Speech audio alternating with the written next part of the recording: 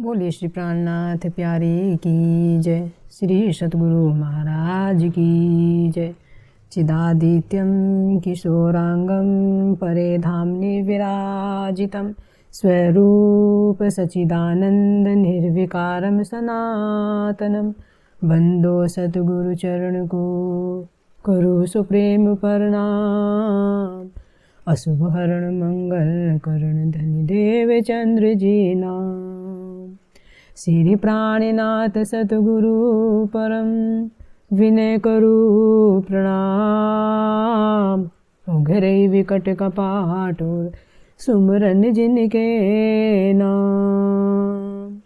श्री राम रतन सतगुरु मेरे काटो सकल कलेश। चरणों में करो वंदना हृदय करो परवेश। श्री प्राणनाथ निज मूलपति सिर में राज शुभ नाम। तेज कुंवर श्यामा युगल को पल पल करो प्रणाम, पल पल करो प्रणाम। धामधनी के लाडले व आत्म संबंधी प्यारे सुंदर साथ जी, आप सबके चरणों में मेरा कोटि कोटि प्रणाम। प्यारे सुंदर साथ जी, हमारा जो वर्णन चल रहा था किसका? बेहद भूमि का। तो हम देखते हैं जो कि बेहद भूमि में जो अक्षर ब्रह्म के चतुष्पाद है, उन चतुष्पादों का वर्णन हो चुका है। अब इन चतुष्पादों के ऊपर क्या आता है? अक्षर ब्रह्म का अपना मूल, जिसको कूटस्थ अक्षर ब्रह्म कहते हैं। तो अब ये देखना है कि जो हमारे ये अक्षर ब्रह्म के 4 अंतस्करण हैं,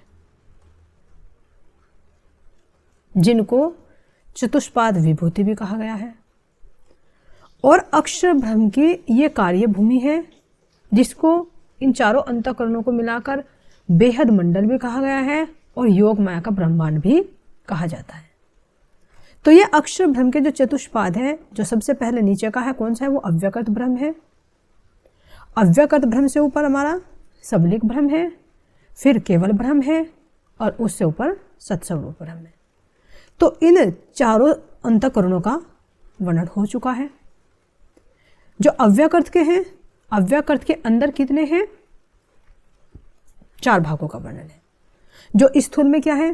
प्रणव ब्रह्म है, सूक्ष्म में काल निरंजन है, कारण में 7 शून्य, और जिसको 7 महाशून्य भी कहा, और महाकारण में नित्य वैकुंठ है। तो ये तो हुए अव्यकृत के भाग। अब अव्यकृत से ऊपर देखते हैं सबलिक ब्रह्म। तो सबलिक ब्रह्म के 5 भागों का वर्णन है, जिसमें एक स्थूल है। स्थूल में जो अव्यकृत का ही महाकारण है, जिसको नित्य वैकुंठ कहा गया है। सूक्ष्म में चिदानंद लहरी है, कारण में अखंड गोलोक है, महाकारण में अखंड रासलीला हो रही है, और निर्मल चित्त में सबलिक ब्रह्म का अपना धाम है। तो इस सबलिक ब्रह्म से ऊपर कौन सा आता है? अक्षर ब्रह्म का केवल पाद, जो बुद्धि का है, जिसमें योग माया के ब्रह्मांड में अखंड रासलीला की गई। इससे ऊपर आता है अक्षर ब्रह्म का चौथा पाद, सत्स्वरूप ब्रह्म, जिसमें सत्स्वरूप के अंदर भी 5 भाग हैं, जिनका वर्णन अलग अलग एंगल से किया गया है कि जो अक्षर ब्रह्म के सत्य स्वरूप के 5 भाग किस तरह से हैं, जिनसे वो 1 से सृष्टि की उत्पत्ति करते हैं, और 3 में अक्षरधाम और परमधाम की लीला है, जिनको अमृत के समान कहा गया है। जो वेद शास्त्रों में वर्णन आता है कि एतावानस्य महिमा दूजा यामस्य पुरुषे पादस्य विश्वभूतानि त्रिपादस्य अमृतम देवी। तो 3 पाद किस तरह से अमृत के समान है, और 1 पाद से वे किस तरह से सृष्टि की उत्पत्ति करते हैं, जो सत्स्वरूप के 5 भाग में से एक स्थूल भाग है, जिसके 2 भाग किए गए हैं, एक शुद्ध मन और एक अशुद्ध मन। जो शुद्ध मन में केवल धाम आता है, और अशुद्ध मन में सबलिक धाम आता है। और फिर सबलिक ब्रह्म के धाम से भी कौन सा आता है? जो उनका मन है, वो आता है अव्यकृत ब्रह्म, और अव्यकृत ब्रह्म से फिर सौपन की सृष्टि बनती है, जिनमें आदि नारायण अक्षर ब्रह्म के ही मन का स्वरूप है। तो ये सत्य स्वरूप का 3 भागों से वर्णन किया गया है कि अक्षर ब्रह्म को सत्य स्वरूप को मन कैसे कहा गया है, एक एंगल वो है। एक अक्षर ब्रह्म के चतुष्पादों को ही सत्स्वरूप के पाद किस तरह से कहा गया है, और तीसरा एंगल ये है कि अक्षर ब्रह्म के सत्य स्वरूप के ही जो 3 पाद हैं वे अमृत के समान कैसे हैं और एक पाद से वे सृष्टि की उत्पत्ति कैसे करते हैं। तो ये सत्य स्वरूप ब्रह्म का यहाँ तक का क्या है, ये अव्यकृत से लेकर जो व्यकृत में प्रणव ब्रह्म है यहाँ से लेके और सत्य स्वरूप के निर्मल चित्त तक जो सत्य स्वरूप है वहाँ तक ये जो एरिया आता है कौन सा आता है, इसको बेहद भूमि बोलते हैं, योग माया का ब्रह्मांड भी बोलते हैं। तो अब इनसे ऊपर कौन सा आता है, कूटस्थ अक्षर ब्रह्म। तो अब ये जो कूटस्थ अक्षर ब्रह्म है कोई अलग से नहीं है, लेकिन ये कूटस्थ अक्षर ब्रह्म क्यों कहा गया, क्योंकि जब ये चारों पाद 4 अंतःकरण है तो 4 अंतःकरण ये अक्षर ब्रह्म के अंदर ही है, लेकिन समझाने के लिए और उनकी अपनी लीला के लिए ये बाहर इनका विस्तार खोलकर बताया गया है। तो जो अक्षर ब्रह्म है जिनको कहा कूटस्थ, यानी जो अपने में मूल रूप में है, यानी उनका कूटस्थ वाले का इस सृष्टि निर्माण से कोई कार्य नहीं। उनके जो 4 अंतःकरण है इन 4 अंतःकरणों से ही सृष्टि की उत्पत्ति होती है और लय होती रहती है। वो तो तटस्थ है अपने रूप में, और क्या है, वो राज्य महाराज जी का ही मन है। तो इसीलिए तो उसका जो धाम है कहाँ पर है, परम धाम के अंदर ही है, लेकिन वहां पर वो कैसी है, वो अपने कूटस्थ अवस्था में। तो अब ये इसको कैसे समझे, जैसे मान लीजिए हमारा जो जीव है और जीव के 4 अंतःकरण हैं, तो 4 अंतःकरण जीव के अंदर ही तो मौजूद है, लेकिन जब क्रिया करते हैं तो अलग अलग क्रिया करते हैं, लेकिन है अंदर में। तो इसी तरह से अक्षर ब्रह्म के जो 4 अंतःकरण हैं, ये 4 अंतःकरण अक्षर ब्रह्म के अंदर ही हैं, इसलिए अक्षर ब्रह्म को अलग से नहीं कहा जाएगा। लेकिन जब लीला को दिखाया जाता है, उनके एक तटस्थ रूप को, कूटस्थ रूप को दिखाया जाता है और एक उनकी क्रिया के रूप को दिखाया जाता है, तो तब इनका अलग अलग वर्णन किया जा रहा है। तो ये अक्षर ब्रह्म कौन सा है, यही दूसरा पुरुष है जो हमारे गीता जी के 15वें अध्याय की 16-17वीं चौपाई में आता है। 3 पुरुषों का वर्णन कि द्वावी में पुरुषो लोके क्षर अक्षर एवच क्षर सर्वाणि भूतानि कूटस्थ अक्षर उच्यते उत्तम पुरुष तो अन्य परमात्मने उदाहिता। तो इसमें क्या कह रहे हैं, 2 पुरुषों का वर्णन किया जा रहा है कि द्वामी में पुरुषो लोके, यानी इस संसार में 2 पुरुषों का वर्णन होता है। 2 पुरुष कौन से हैं, क्षर और अक्षर, क्षर अक्षर एवच, यानी अक्षर पुरुष और अक्षर पुरुष। तो ये 2 पुरुष यानी क्षर को जो बताया है कौन सा है, ये 14 लोक ब्रह्मांड सहित, आदिनारायण सहित, जहाँ पर महाशून्य समष्टि है, उस सबसे नीचे महाशून्य से लेके नीचे जो पाताल लोक है, इन सब को मिलाकर जो 8 आवरण सहित है, ये सब क्या है, क्षर है, यानी जो बनता रहता है और मिटता रहता है। तो दूसरा क्या कह रहे हैं, अक्षर, अक्षर पुरुष। तो अक्षर पुरुष यही है जिसके हम बारे में बात कर रहे हैं, ये जिनके 4 अंतःकरणों का वर्णन हुआ है। तो क्षर अक्षर एवच है। और फिर क्या कह रहे हैं, उत्तम पुरुष तो अन्य, यानी जो उत्तम पुरुष है इन दोनों से वो तो अन्य है। तो वो अन्य कौन सा है, वही पूर्णब्रह्म परमात्मा है जो परमधाम में विराजमान है, और जिन पूर्णब्रह्म परमात्मा के ये मन के स्वरूप है अक्षर।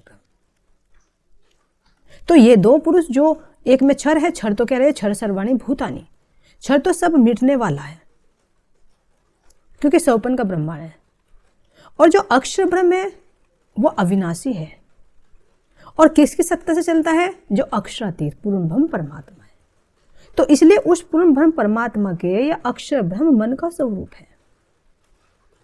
तो इसीलिए तो उनका जो वर्णन आता है कि राज्य महाराज जी को क्या कहा गया है, सच्चिदानंद। तो जब अलग अलग इनकी संधि विच्छेद करते हैं तो सद, चिद और आनंद। तो सत में क्या आता है, अक्षर ब्रह्म आते हैं, और चिद में पूर्ण ब्रह्म परमात्मा राज्य महाराज जी चिदघन में अपने आप आते हैं, और आनंद अंग में उनकी श्यामा महारानी और 12,000 रूहें आती हैं।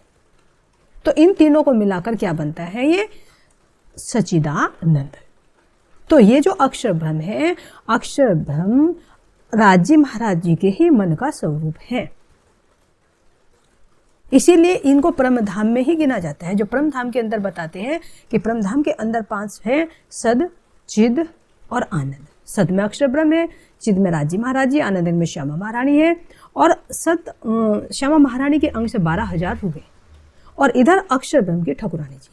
तो ये 5 स्वरूप अक्षर ब्रह्म के ये 5 स्वरूप परमधाम के अंदर ही माने जाते हैं।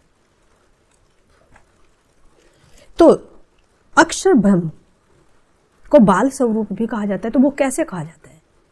वैसे तो अक्षर ब्रह्म राज्य महाराज जी जैसा ही स्वरूप है, क्योंकि जब हमने परमधाम में राज्य महाराज जी से पूछा कि अक्षर ब्रह्म कौन है, ये अक्षर पुरुष कौन है, तो राज्य महाराज जी ने कहा कि ये मेरा ही स्वरूप है, लेकिन इसकी लीलाएं अलग है। फिर हमने पूछा ये कैसी लीलाएं करते हैं, तो राज्य महाराज जी ने क्या कहा, ये झूठे ब्रह्मांड बनाते हैं, दुख सुख का खेल बनाते हैं और मिटाते हैं, बच्चों की भांति। जिस तरह से एक बच्चा जो क्या है मिट्टी का घर बनाता है और तोड़ देता है, बनाता है तोड़ देता है, तो ठीक इसी तरह से अक्षर ब्रह्म अपनी कल्पना से अनेक ब्रह्मांड बनाते हैं और मिटाते हैं। तो इसलिए इनकी लीलाओं के कारण इनको क्या कहा गया है, बाल रूप कहा गया है। नहीं तो ये राज्य महाराज जी का स्वरूप है, जो राज्य महाराज जी ने कहा कि ये मेरा ही स्वरूप है। और इसलिए तारतम वाणी के अंदर चौपाई आती है कि स्वरूप एक और लीला दो है, यानी स्वरूप तो एक ही है लेकिन लीला दो है। यानी जो राज्य महाराज जी हैं उनकी किशोर लीला है, इसलिए उनको किशोर स्वरूप कहा जाता है, जो वे रंग महल के अंदर ही 12,000 ब्रह्मात्मा सहित और श्यामा जी सहित आनंद की लीला से ओतप्रोत रहते हैं। और इधर जो अक्षर ब्रह्म है ये सौपन के ब्रह्मांड बनाते हैं और मिटाते हैं, तो इसलिए इनकी बाल लीला होने के कारण इनको बाल स्वरूप कहा जाता है। तो ये अक्षर ब्रह्म के पलक झपकने मात्र से ही करोड़ों ब्रह्मांड बन जाते हैं और मिट जाते हैं। जो महाराज जी चौपाई में कह रहे हैं कि इत अक्षर को विलस्यो मन, 5 तत्व 14 भवन, या में महाविष्णु मन, मनते त्रिगुण ताथे थिरचर सब उत्पन्न। तो ये अक्षर ब्रह्म ही अपने मन से महाविष्णु को प्रकट करते हैं, महाविष्णु के मन से त्रिदेव प्रकट होते हैं, त्रिदेव से जड़ और चेतन सारी सृष्टि का निर्माण हो जाता है, और फिर पलक झपकते ही इसको लय भी कर लेते हैं। तो इसलिए ये अक्षर ब्रह्म की क्या है, ये बाल लीलाएं हैं। जो वाणी में एक चौपाई और आती है कि भगवान जी खेले बाल चरित्र, आप अपनी इच्छा सो प्रकृत, कोटि ब्रह्मांड नजरों में आवे, छिन में देख के पल में उड़ावे। आप भगवान जी खेले बाल चरित्र, यानी किसके लिए आया है, अक्षर ब्रह्म के लिए, कि अक्षर ब्रह्म बाल स्वभावत ऐसे बनने बिटने वाले ब्रह्मांड बनाते रहते हैं और मिटाते रहते हैं। और आप अपनी इच्छा से प्रकट, यानी आप किसके लिए आए, राज्य महाराज जी के लिए, कि राज्य महाराज जी अपनी श्यामा जी सहित अपने ब्रह्म आत्माओं सहित आनंदमयी लीला में मग्न रहते हैं। और फिर इधर अक्षर ब्रह्म क्या करते हैं, कोटि ब्रह्मांड नजरों में आवे, पल में देख के छिन में उड़ावे। पलक झपकने मात्र से करोड़ों ब्रह्मांड को बना देते हैं और फिर उन्हें अपने अंदर लय भी कर लेते हैं। तो देखिए कितने सामर्थ्यवान अक्षर ब्रह्म है। तो ऐसे सामर्थ्यवान अक्षर ब्रह्म भी नित्य प्रति अपने अक्षरधाम से रंग महल में विराजमान राज्य महाराज जी के लिए दर्शनार्थ जाते हैं नित्य प्रति। जो पुराण संहिता के अंदर भी आता है कि कूटस्थ एवं तद धामने कृष्ण दर्शनम लालसा, नित्य प्रियाति पर में प्रेम पूरी तय मानस। कि जो कूटस्थ अक्षर ब्रह्म है वे अपने धाम से श्री कृष्ण पुरंभम परमात्मा के दर्शनों के लिए नित्य प्रति जाते हैं। और कैसे रहते हैं, प्रेम पूरीता मानस है, अपने मन में प्रेम को लेकर, दिल में प्रेम को भरकर राज्य महाराज जी के दर्शनों के लिए जाते हैं। तो नित्य प्रति दर्शन के लिए तो जाते हैं, लेकिन फिर भी उस चिद घन पूर्ण परमात्मा के अंदर हृदय में क्या है, उनकी आनंदमय लीलाएं क्या है, उन लीलाओं की सुधि अक्षर ब्रह्म को भी नहीं है। जो इतने सामर्थ्यवान है, जो इतने करोड़ों ब्रह्मांडों के अधिपति हैं, तो उन्हें भी उस अक्षरातीत पूर्ण ब्रह्म परमात्मा की अंतरंग लीला का नहीं पता कि वो अंतरंग लीला रंग महल के अंदर कौन सी लीला होती है। अक्षरातीत के माहौल में प्रेम इश्क बरतत, सो सुध अक्षर को नहीं किन विध केली करत। देखिए इस चौपाई में महाराज जी क्या करें कि अक्षरातीत के माहौल में यानी रंग महल के अंदर जो प्रेम लीला होती है, जो प्रेम इश्क बरसता है, उसकी सुधि अक्षर ब्रह्म को भी नहीं है कि वे पूर्ण ब्रह्म परमात्मा अपनी आनंद अंग श्यामा नारायणी और ब्रह्म आत्माओं के साथ में कैसे आनंद में लीलाएं करते हैं। तो उनकी वो इच्छा पूर्ति करने के लिए, उनको वो आनंद लीला दर्शाने के लिए ही तो राजी महाराज जी ने ये ब्रह्मांड बनाया और हमें अक्षर ब्रह्म की ये नश्वर ब्रह्मांड की लीला दिखाने के लिए, जिनका दोनों का हमने अनुभव किया। ब्रज के अंदर अक्षर ब्रह्म ने प्रेम लीला का अनुभव किया और हमने दुख सुख का अनुभव किया। रास के अंदर भी हमने दुख सुख का अनुभव किया और अक्षर ब्रह्म को उस अंतरंग लीला का अनुभव कराया। तो जो अक्षर ब्रह्म है, कहाँ से जाते हैं वे नित्य प्रति दर्शन करने के लिए? वे परम धाम के अंदर ही, रंग महल के सामने ही 9 लाख की कोष की दूरी पर अक्षर ब्रह्म का अपना धाम है, जहां पर उनकी ठाकुरानी जी उनके साथ में विराजमान रहती है। वहीं से वे नित्य प्रति दर्शन करने के लिए जाते हैं। तो अब देखते हैं कि अक्षर ब्रह्म का धाम कैसा है। ये ऐसा ही है जैसा हमारा रंग महल है, क्योंकि राज्य महाराज जी जैसा ही स्वरूप है तो उसका धाम भी तो राज्य महाराज जी जैसा ही होना चाहिए। तो इसीलिए जिस तरह से भौम भर ऊंचे चबूतरे पर रंग महल है, इसी तरह से भौम भर चबूतरे के ऊपर ही अक्षर ब्रह्म का अपना धाम है, जो 9 भौम और 10वीं आकाशी से सुशोभित है और जिसके चारों तरफ 4 द्वार हैं, जिन द्वारों के सामने क्या है 4 चांदनी चौक सुशोभित हो रहे हैं। और उस अक्षरधाम के पश्चिम की तरफ 7 वन सुशोभित हो रहे हैं और 7 वन से आगे श्री जमुना जी प्रवाहित हो रही है। फिर जमुना जी को पार करते हैं तो रंग महल के सामने के 7 घाट और 7 वन सुशोभित हो रहे हैं और उन 7 वनों से आगे हमारा अपना रंग महल, जो 9 भौम और 10वीं आकाशी से सुशोभित है, जो भौम भर ऊंचे चबूतरे पर ही सुशोभित है, जिसमें 201 पहलुओं से वो बना हुआ है, जिसका मुख्य द्वार अक्षरधाम के पश्चिम के द्वार के बिल्कुल आमने सामने पड़ता है। आकाशी चांदनी से दोनों की चांदनी अरस परस दिखाई देती है, तो दोनों धामों का नूर एक दूसरे से टकराता है। तो ये जो अक्षर ब्रह्म है, ये राज्य महाराज जी से ही जैसा स्वरूप है, उन्हीं के नूर से प्रकाशित है। इसीलिए इनको कतेब की भाषा में अक्षर ब्रह्म को नूरे जलाल भी कहा जाता है और राज्य महाराज जी को नूरे जमाल कहा जाता है, यानी उस नूर का अथाह भंडार। और जो उस अथाह भंडार की लालिमा से सुशोभित हुआ है वह है नूरे जलाल। और अक्षरधाम को नूर मकान भी कहा जाता है और पूरे परमधाम को मिलाकर कतेब की भाषा से अर्शे अजीम और वेद की भाषा से परमधाम, दिव्य परमधाम कहा जाता है। तो ये ऐसे अक्षर ब्रह्म है जो अनंत शक्तियों से सुशोभित है, लेकिन फिर भी वे राज्य महाराज जी की अंतरंग लीला से वाकिफ नहीं है, क्योंकि इनका स्वभाव कैसा है? बाल स्वभाव है। तो ये जो बाल स्वभाव क्रियाएं करते हैं, तो ये किससे करते हैं? अपनी कुमारिकाओं के साथ में, जिनको ईश्वर सृष्टि कहा है। तो जो ईश्वर सृष्टि है, इनके मूल अंकुर तो वहाँ पर नहीं है। क्यों? क्योंकि इनकी जो ये वृत्ति है, ये खेल की वृत्ति बनती है। जब अक्षर ब्रह्म सृष्टि को बनाते हैं तो तब अक्षर ब्रह्म के अंदर इस खेल को बनाने के जो विचार आते हैं, तो वो वृत्ति ही इनकी 24,000 कुमारिकाएं हैं, जिनको ब्रज में कुमारिका कहा गया है। और अब इस जागने के ब्रह्मांड के दृष्टिकोण से देखते हैं तो इनको ईश्वरीय सृष्टि कहा है। तो ये ईश्वरीय सृष्टि ही तो अक्षर ब्रह्म की वृत्तियां हैं, जिन वृत्तियों के माध्यम से अक्षर ब्रह्म ने उस अंतरंग लीला का अनुभव किया।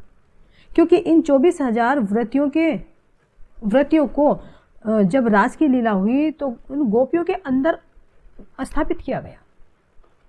ताकि उनकी वृत्ति के आधार पर अक्षर ब्रह्म उस लीला का अनुभव कर सके।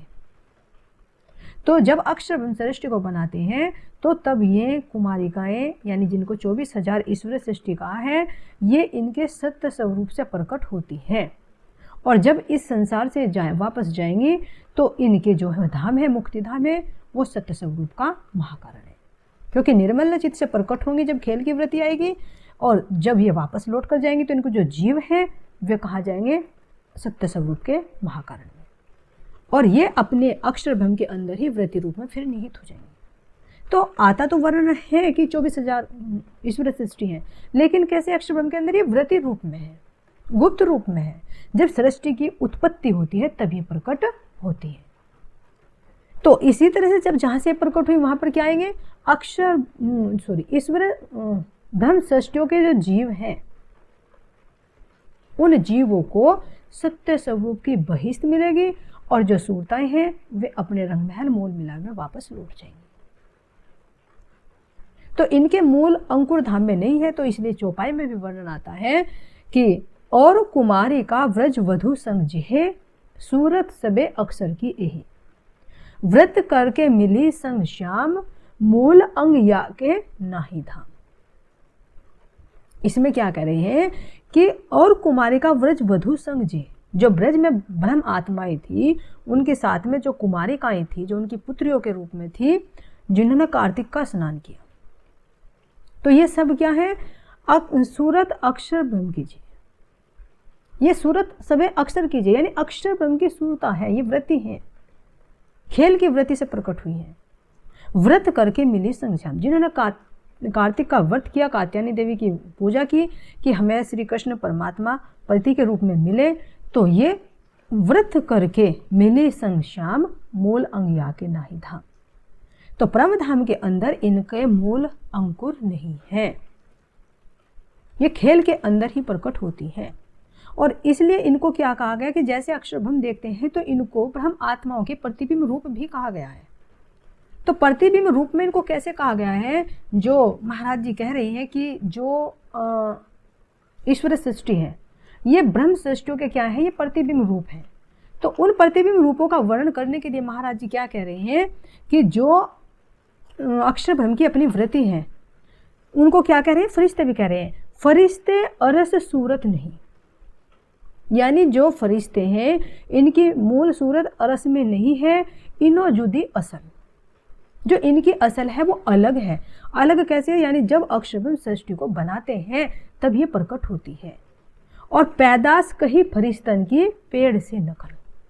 देखिए क्या करें कि जो फरिश्ते यानी ईश्वर सृष्टि है, ये इस तरह से प्रकट हुई है जैसे कोई पेड़ होता है और पेड़ का एक प्रतिबिंब होता है, यानी उसकी नकल होती है। तो इसीलिए ईश्वर सृष्टि को ब्रह्म सृष्टियों की प्रतिबिंब रूप कहा गया है, क्योंकि उन्हीं की जैसी उन्होंने ब्रज में लीला की कि जैसे गोपियां श्री कृष्ण जी से प्रेम लीला करती थी, उनको देख देख कर ही उनके अंदर वो प्रेम उत्पन्न हुआ, और ऐसे ही वे नकल करती थी, ऐसे भी पति रूप में उनको प्राप्त करना चाहती थी। तो ये ईश्वर सृष्टि यानी कुमारिकाएं अक्षर ब्रह्म की खेल की वृत्ति है, और जिनका मूल कहाँ पर बताया गया है, सत्य स्वरूप के अंदर।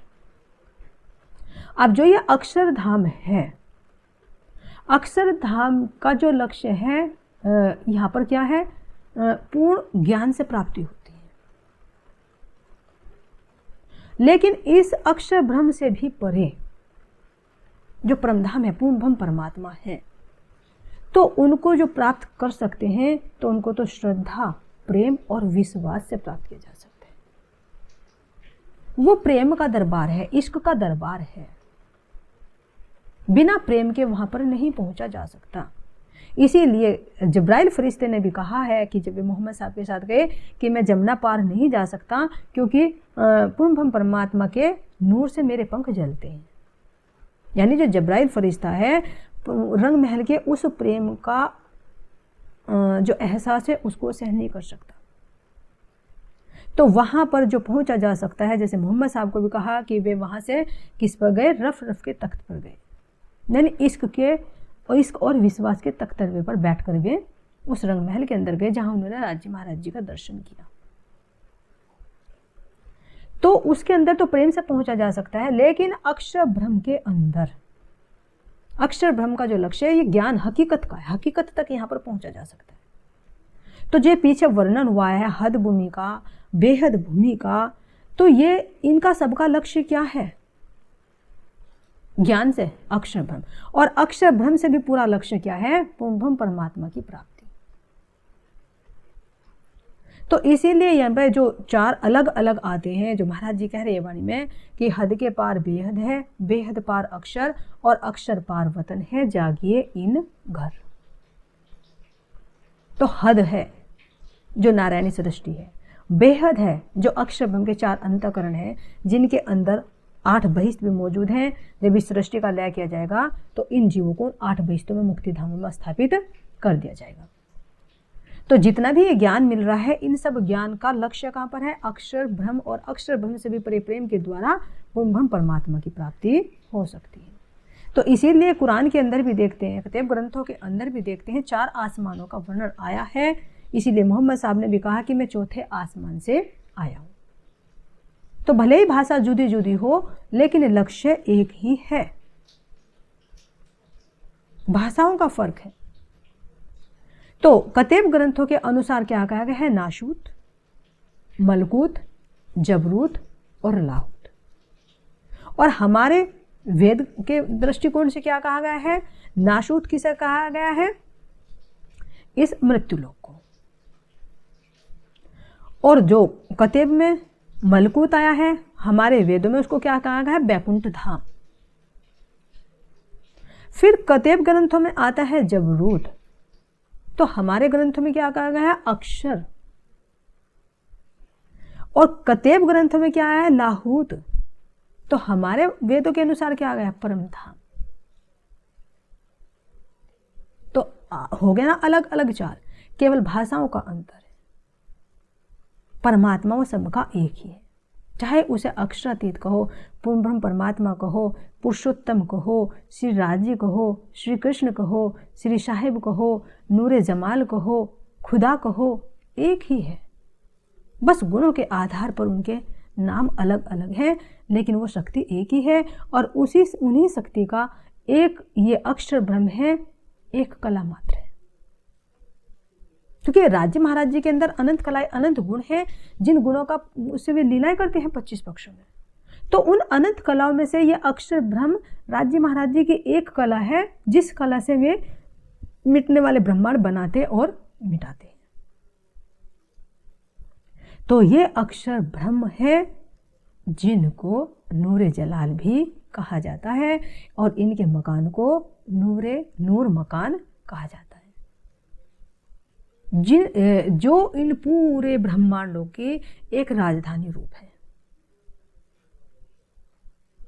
क्योंकि सब जितने भी जब ब्रह्मांड लय होगा तो सब उन्हीं के अंदर ये समाहित हो जाएंगे।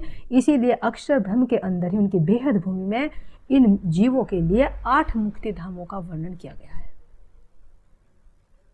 वे कैसे कैसे अपने लेवल से जाएंगे, तो उनका वर्णन आगे की वीडियोज में किया जाएगा। और इस अक्षर ब्रह्म का जो अपना मूल है वो कौन है? राज्य महाराज जी, पूर्ण ब्रह्म परमात्मा, जिनका वर्णन आगे की वीडियोज में किया जाएगा। बोले श्री प्राणनाथ प्यारे की जय, श्री सतगुरु महाराज की जय। प्रणाम जी।